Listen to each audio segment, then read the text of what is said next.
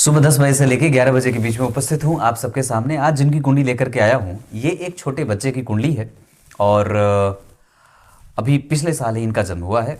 ये कुंडली आई है गुड़गांव हरियाणा से। मैंने आप लोगों को कहा है कुंडली विश्लेषण का ही कार्यक्रम देखा करिए।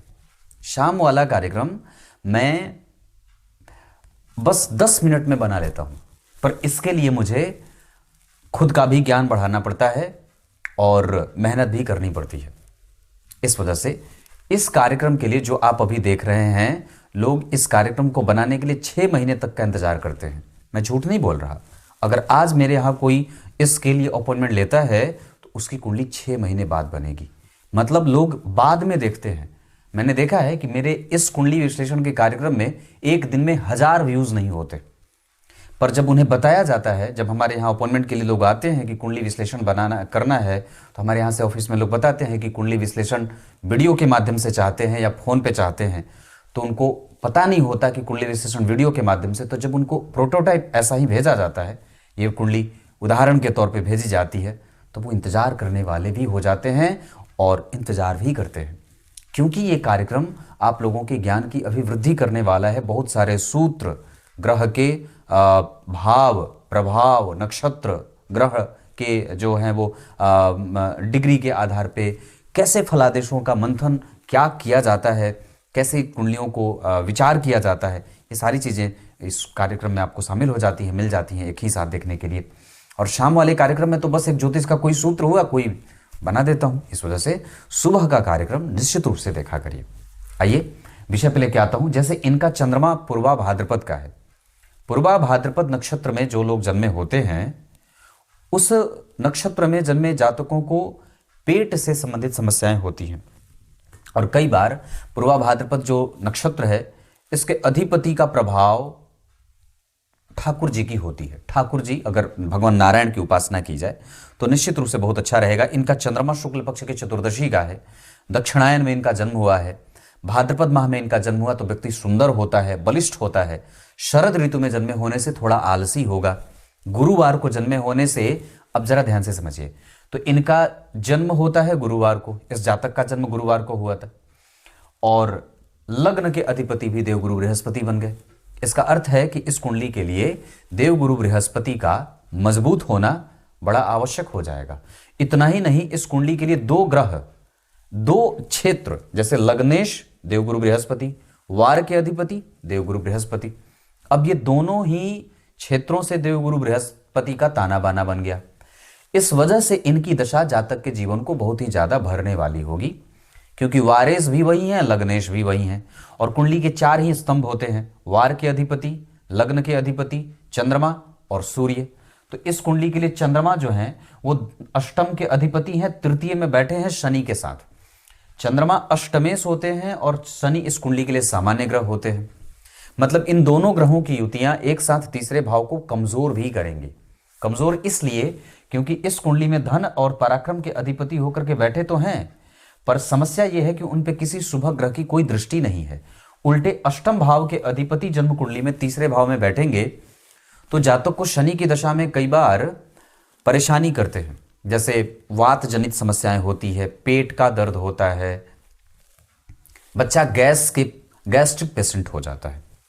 इस वजह से भोजन में वात जनित समस्या ना हो। जैसे होता है ना, वात, पित्त और कफ 3 तत्व होते हैं, तो 3 जो है वो प्रकृति के लोग होते हैं, तो वात प्रकृति, पित्त प्रकृति और कफ प्रकृति। तो ग्रहों का जो ये प्रभाव है, इसमें वात की कमजोरी हो सकती है। दूसरा, अष्टम भाव में शुक्र बैठे हैं। अष्टम भाव में शुक्र कभी खराब नहीं होते, पर परेशानी वो पाचन तंत्र को लेकर के देते हैं। तो यहां पे चंद्रमा के कारण व्यक्ति को मेहनत ज्यादा करनी पड़ती है। तीसरे भाव के चंद्रमा कभी खराब होते नहीं है, तो वहां चंद्रमा खराब नहीं होते, यहां शुक्र खराब नहीं होते। मतलब अब स्वास्थ्य से संबंधित समस्या शुक्र दे सकते हैं, पाचन तंत्र से। लेकिन बाकी व्यक्ति का रिसर्च अच्छा है, व्यक्ति की पढ़ाई अच्छी होगी, उसका अनुभव अच्छा होगा, उसका सिक्स सेंस बहुत अच्छा होता है, वो जानकार होता है, अनुभवी होता है, शास्त्रज्ञ होता है, धर्मज्ञ होता है, पुरोधा होता है। ये सब जो किसी खास विषय की जानकारी होगी, एजुकेशन के मामले में व्यक्ति के जो अनुभव की बात होगी वो बहुत अच्छी होगी। अब चंद्रमा जो है वो अष्टम भाव के अधिपति होकर के तीसरे में शनि के साथ बैठ गए। अब शनि और चंद्रमा तो बहुत अच्छे मित्र होते नहीं हैं, और बैठे भी दोनों कौन है, तो इस कुंडली के द्वितीय जो मारक होते हैं और अष्टमेश जो चंद्रमा, वैसे भी इस कुंडली के लिए सामान्यतया अच्छे नहीं होते, भाव के स्वामी अच्छे नहीं होते, क्योंकि वो अच्छे भाव के अधिपति नहीं है। इन दोनों भावों के अधिपति जब तीसरे भाव में बैठ करके भाग्य को देखेंगे, और भाग्य भाव में मारक ग्रह बैठा है, धनु लग्न की कुंडली के लिए बुध देव मारक हो जाते हैं, क्योंकि वो सप्तम भाव के अधिपति होते हैं। सप्तम भाव धनु लग्न की कुंडली के लिए, मीन लग्न की कुंडली के लिए, कन्या लग्न की कुंडली के लिए और मिथुन लग्न की कुंडली के लिए बाधकेश और मारकेश हो जाता है।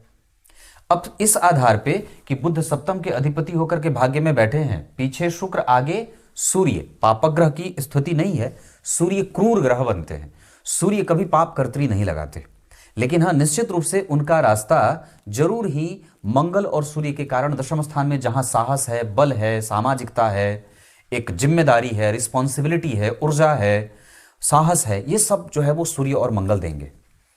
पर परेशानी बुध के कारण जो सप्तवें भाव के अधिपति और होकर के जन्म कुंडली में नवम में बैठे हैं, तो दाम्पत्य का सुख मिलता है, व्यक्ति दार्शनिक होता है, बचकानी हरकतें करने वाला होता है। लेकिन अब यहां केंद्र और त्रिकोण का परिवर्तन योग भी बनेगा और केंद्र त्रिकोण का राजयोग भी बनेगा। इस वजह से व्यक्ति कम से कम अच्छाई के साथ आगे बढ़ता है। परंतु इस कुंडली में सप्तमेश बाधकेश जहां बैठेंगे, थोड़ी बाधाएं भी उपस्थित करते हैं। परंतु चूंकि शुक्र बुध देव जो होते हैं वो दशम के अधिपति होते हैं, अपने मूल त्रिकोण राशि का फल वो ज्यादा करेगा ग्रह, इस वजह से थोड़ी बहुत भाग्य की चिंता देंगे, बहुत ज्यादा नहीं, क्योंकि उस बुध के ऊपर राहु और गुरु के साथ शनि चंद्रमा का भी प्रभाव है। तो बुध जो इनकी कुंडली के सप्तमेश होते हैं वो कहीं ना कहीं फ्लक्चुएशन में भी होंगे, क्योंकि अब उनके ऊपर गुरु का प्रभाव है, तो व्यक्ति अपनी पत्नी को छोड़कर के कई बार दूसरे की पत्नी के भी फिराक में रह जाता है। दूसरा कि उस पे राहु का प्रभाव है जो कि सप्तमेश और दशमेश है, तो कारोबार में और पिता के साथ कभी कभी मतभेदों को देने वाला हो सकता है। तीसरा, उस बुध के ऊपर जो कि सप्तम और दशम के अधिपति हैं, शनि की दृष्टि जाएगी, तो व्यक्ति अगर कल को चाहे तो अपना रोजगार भी स्थापित कर सकता है। और चौथा, चूंकि बुध जो कि सप्तम और दशम के अधिपति हैं, अष्टमेश चंद्रमा से देखे जा रहे हैं, इस वजह से व्यक्ति के निर्णय लेने की क्षमता प्रभावित और कमजोर होती है। मतलब इतनी सारी चीजों पे हमें ध्यान देने की बारी है। अब मैं आपको इनकी कुंडली के चंद्रमा पे लेके आता हूं। चंद्रमा शुक्ल चतुर्दशी के, इस वजह से अब शुक्ल के चंद्रमा जो होते हैं वो बड़े अच्छे, बड़ा ही मृदु बना देते हैं। स्वभावगत व्यक्ति बड़ा शांत होता है, झगड़ालू नहीं होता, धनवान होता है, परिष्कृत होता है, सुंदर होता है, दैदिव्यमान स्वरूप वाला होता है, गांभीर्य उसके पास होती है, वो गंभीर होता है, नेचर उसका शांत, बहुत अच्छा, मतलब इसे किसी भी तरीके से कमजोरी नहीं कहूंगा। पर समस्या कहां होगी?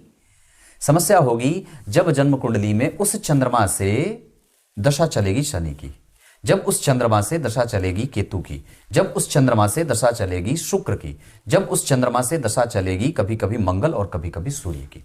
क्योंकि ये सारे ग्रहों का जो संबंध बना है वो चंद्रमा जब जब इन ग्रहों के साथ अंतर महादशा में आएंगे, या महादशा अंतर में या अंतर महादशा में, मतलब अगर मान लीजिए मंगल की दशा में, मंगल की महादशा में चंद्रमा का अंतर आ जाए, या जब कभी भी बुध की महादशा में चंद्रमा का अंतर आ जाए, शुक्र की महादशा में चंद्रमा का अंतर आ जाए, चंद्रमा की महादशा में शुक्र का अंतर आ जाए, तो ये जो स्थिति होगी उस समय व्यक्ति को अपने धन, अपनी प्रतिष्ठा, अपने स्वास्थ्य, अपनी रिसर्च, अपनी वाणी, अपने पराक्रम और अपने संबंधियों के साथ मतभेद में नहीं जाना होगा। फिर आपको बहुत गंभीरता से अपनी बात रखनी होगी, बहुत चिंतन करके कोई निर्णय लेना होगा। इसी वजह से ये कार्यक्रम इस वजह से लोगों को पसंद आता है, क्योंकि आप बिना किसी मदद के, जो ज्योतिष को नहीं भी जानता होगा, तो सिर्फ वो ये देख लेगा कि मुझे किस ग्रह की दशा चल रही है, तो उसको पता चल जाएगा कि हाँ मुझे इस दशा काल में ये काम नहीं करना है। जब बुध का अंतर आएगा आप थोड़े शांत हो जाएंगे, जब चंद्रमा का अंतर आएगा आप थोड़े शांत हो जाएंगे, फूंक फूंक करके निर्णय लेने लगेंगे।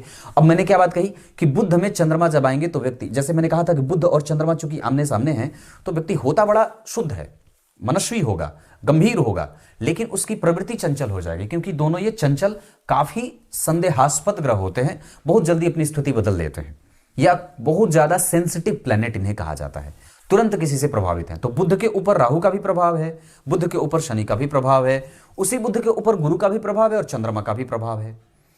पर परेशानी क्या है कि उस बुध को जो कि सप्तम भाव का अधिपति है, उस पे शनि, राहु, सबका प्रभाव जा रहा है। मतलब उस पे 2 शुभ ग्रह जिसमें गुरु और चंद्रमा और 2 पाप ग्रह राहु और शनि। मतलब द्वितीय भाव के अधिपति, तृतीय भाव के अधिपति ने सप्तम भाव के अधिपति को देख करके कहीं ना कहीं परेशानी दी है। जहां व्यक्ति का इंटेलिजेंस और जहां व्यक्ति की तार्किकता, जहां व्यक्ति का बुद्धि लब्धि क्षमता कई बार थोड़ा डिग्रेडेशन में जाता है या कमजोर होता है, या कई बार जहां दिमाग लगाना होगा वहां नहीं लगाएगा, जहां नहीं लगाना है वहां लगाएगा। क्लियर है? अब आगे बढ़ के बताता हूं। इनका जन्म होता है पूर्वा भाद्रपद नक्षत्र में। ऐसे जातक जिनका जन्म पूर्वा भाद्रपद में हुआ है, इसके जो अधिपति हैं अजयिकपाद, ऐसे लोगों को जिनका जन्म पूर्वा भाद्रपद में हुआ है, उनके नक्षत्र के अधिपति देवगुरु बृहस्पति होते हैं। ओम अजयिकपादाय नमः, इसका स्मरण करना चाहिए। ये अजयिकपादे नमः, ये देवता हैं।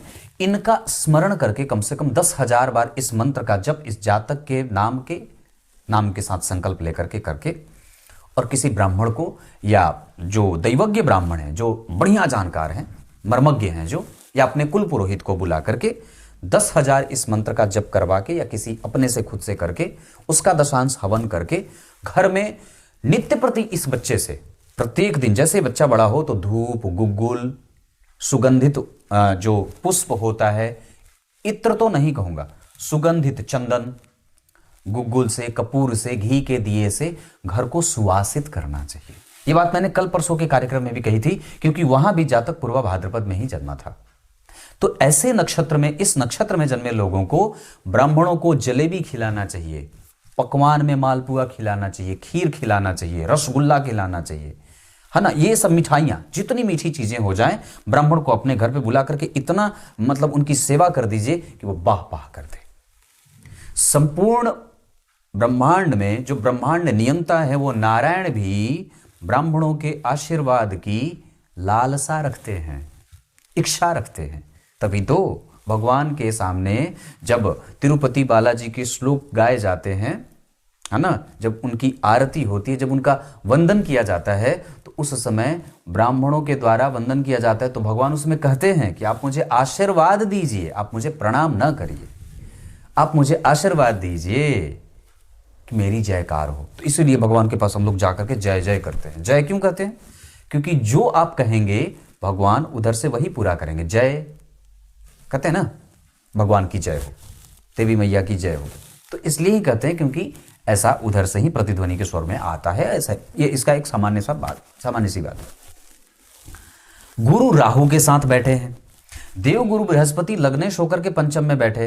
अजयिकपाद वाली बात बता दी, घर को सुवासित करना है ये बता दी, अक्षत, चंदन, रोली, कुमकुम आदि से नारायण की पूजा करनी है।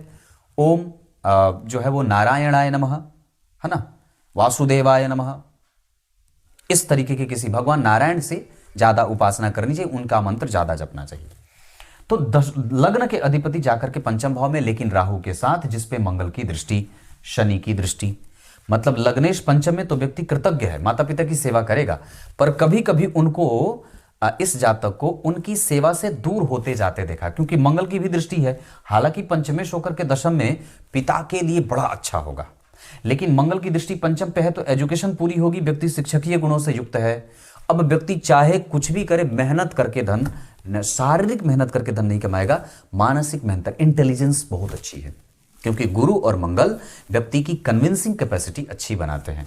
लेकिन उसी मंगल पे, जहां मंगल की राशि बनी है, उस पे मंगल तो देख रहे हैं गुरु पंचम के कारक होकर के संतान भी देंगे, यश भी देंगे, कीर्तिमान स्थापित करने वाला होगा, यशस्वी होगा, बुद्धिमान होगा, नेचर वाइज अच्छा होगा, कृतज्ञ नहीं हो, कृतज्ञता का पालन करने वाला होगा, कृतज्ञ नहीं होगा।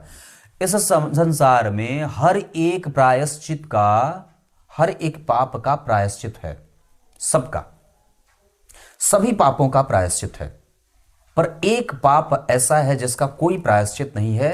ग्रंथ में, शास्त्र में, हमारे धर्म शास्त्र में, हमारे सनातन परंपरा में, हिंदू संस्कृति में विश्वासघात करने का कोई प्रायश्चित नहीं है, कृतघ्नता का कोई प्रायश्चित नहीं है। अब जरा सोच के देखिए कि जिस व्यक्ति की कुंडली में लग्नेश ही पंचम भाव में बैठे हैं, वो देश प्रेम की भावना से व्यक्ति को ओतप्रोत रखेगा। कभी कभी मतभेद शनि मंगल के कारण, शनि मंगल के कारण नहीं, शनि राहु के कारण। यहां पे शनि की दृष्टि है नीच की, और यहां पे राहु बैठे हैं। हालांकि भाव के अधिपति के साथ, और जिस भाव में राहु बैठे हैं मेष राशि में, उसका अधिपति दशम में बैठा है। तो सूत्र क्या कहता है? सूत्र कहता है कि राहु अगर जन्म कुंडली के योग कारक ग्रह के साथ बैठे हों, तो योग कारक ग्रह के साथ बैठे हैं भाई, लग्नेश के साथ ही बैठे हैं। दूसरा क्या कहता है कि राहु जिस राशि में बैठे हो उसका अधिपति केंद्र में हो, देखिए मंगल बैठा है।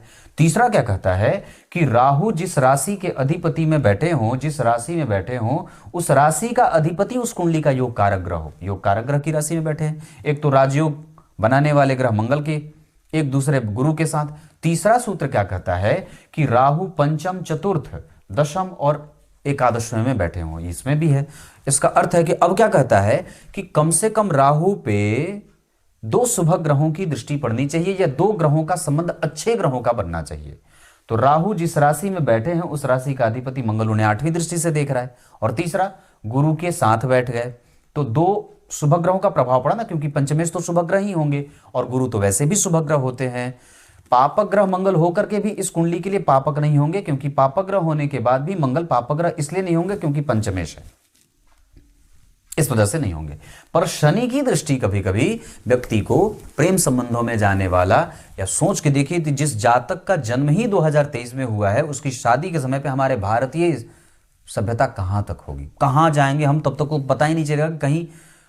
अब उस समय की कल्पना करने के ही डर लगता है कि पता नहीं भविष्य क्या होगा उस समय बच्चों का। तो संस्कार की आवश्यकता मजबूती से आवश्यक होगी। कारण इसका 2 है, क्योंकि चंद्रमा और गुरु तृतीय एकादशवें में है। चंद्रमा भी 12 में है, या चंद्रमा भी केंद्र से बाहर है, या गुरु भी जन्म कुंडली में चंद्रमा से इतर है। तो इन दोनों का संबंध जो है वो, ऐसे तो चंद्रमा इनकी कुंडली में शुभ ग्रह है जो निश्चित रूप से सरकारी नौकरी का लाभ देते हैं, पिता से लाभ देते हैं, समाज का लाभ होता है, व्यक्ति पूर्णेंदु होता है, सुंदर होता है, बढ़िया आयु वाला होता है। पर दिक्कत यह है कि इस चंद्रमा से 3 घर आगे गुरु बैठे हैं, जो व्यक्ति को जिद्दी, अपने मन का करने वाला, भले अपने पास पैसा रहे ना रहे दान देने वाला, और इतना ही नहीं, कई बार परिस्थितियों को न समझने वाला बना देते हैं। और इसके बाद अगर जो माता पिता का संस्कार खराब हुआ तो व्यक्ति और भी ज्यादा पतन की तरफ चला जाएगा। मतलब हमें इस बच्चे को पूजा पाठ, मंत्र, जप, धर्म, शास्त्र, वेद, पुराण, ब्राह्मण, आरण्यक, दान, पुण्य, मंदिर, तीर्थ आदि, गंगाजल आदि के बारे में बताना होगा। व्रत, त्योहार, उपवास, इन सभी चीजों के बारे में बताना होगा, क्योंकि गुरु राहु के संग बैठे हैं। ऐसी अवस्था में कि जब व्यक्ति की कुंडली में गुरु राहु के संपर्क में चले जाते हैं तो राहु हैं काले धब्बे और गुरु हैं सफेद वस्त्र, और एक सफेद वस्त्र पे एक काला छींटा लग जाए तो संपूर्ण सफेद वस्त्र पे एक प्रश्न चिन्ह लग जाता है। मतलब लग्नेश ठीक है, राशिश ठीक है, राशि के अधिपति के साथ राशि बैठा है, चंद्रमा बैठा है वहीं शनि के साथ, सूर्य मंगल दिग्बली होकर के दशम स्थान में दिग्बल क्षेत्र में बलवान हो जाते हैं, शुक्रदेव अष्टम भाव में खराब नहीं होंगे पाचन तंत्र को छोड़ करके, एकादशवें के केतु गुरु से दृष्ट, गुरु राहु केतु का प्रभाव जन्म कुंडली के पंचम भाव पे है, 6वें भाव की स्थिति जन्म कुंडली में शुक्र है, अष्टम भाव में विपरीत राजयोग बना रहे हैं। अब शुक्र पे आता हूं, तो गुरु राहु के कारण संस्कारों की कमी नहीं होनी चाहिए। व्यक्ति जिस कृतज्ञता का भाव रखे, कृतज्ञ न बने, कभी किसी पे विश्वास जिसने आप पे कर लिया उसके अविश्वास के पात्र कभी ना बनिए। और दूसरा, सूर्य के ऊपर किसी भी शुभ ग्रह की दृष्टि नहीं है, यह भी समझने की बात होगी, क्योंकि सूर्य जो है वो, हाँ, लेकिन एक अच्छी बात यह है कि नवम के अधिपति सूर्य ने पंचम के अधिपति मंगल के साथ युति की है। यह सबसे ज्यादा अच्छी बात होती है। ज्योतिष शास्त्र के महानतम से महानतम ग्रंथ में, महान से महान सूत्र में सबसे पहली व्याख्या है कि अगर कोई ग्रह केंद्र का अधिपति होकर के त्रिकोण में बैठे, या त्रिकोण का अधिपति होकर के केंद्र में बैठे, ये सबसे अच्छा होता है। मतलब इससे बढ़िया कुछ नहीं होता। और दूसरा, नवम के अधिपति और पंचम के अधिपति एक साथ बैठे, ये भी हुआ है। इसका अर्थ है कि इस कुंडली में धन, मान, पद, प्रतिष्ठा, कुल, गौरव, गोत्र और साथ ही साथ संस्कारों की झड़ी है, मजबूत है। कुंडली कमजोर नहीं। चंद्रमा ठीक है, वारेश ठीक है, लग्नेश ठीक है, पंचमेश ठीक है, नवमेश ठीक है, दशमेश ठीक है, दशम भाव ठीक है। अगर कुंडली के 12 पक्षों में से आपके पास 8 पक्ष मिल रहा है तो गड़बड़ किस बात की है? बिल्कुल नहीं। गड़बड़ी 3, एक गुरु राहु के साथ, गड़बड़ी दूसरी शनि चंद्रमा के साथ, और गड़बड़ी तीसरी पंचम भाव पे शनि की दृष्टि। स्वास्थ्य को लेकर के शुक्र परेशान करेंगे, पर वो एक सामान्य बात होगी। पत्नी के साथ मतभेद ना हो, इसका ध्यान रखना होगा। ये इतनी सारी चीजें, शूद्र वर्ण और मनुष्य गण का है ये बच्चा, इस वजह से शूद्रता ना करे। मतलब मारो काटो, लूटो पीटो ऐसा ना करें, इसके संस्कार में कमजोरी ना करें। सूर्य को अर्घ देने की आदत डलवाएं, नमक का सेवन बिल्कुल कम करवाएं, हनुमान जी के मंदिर का दर्शन करवाएं, जितना ज्यादा हो सके व्यक्ति से धर्माचरण कराएं, बहुत बढ़िया रहेगा।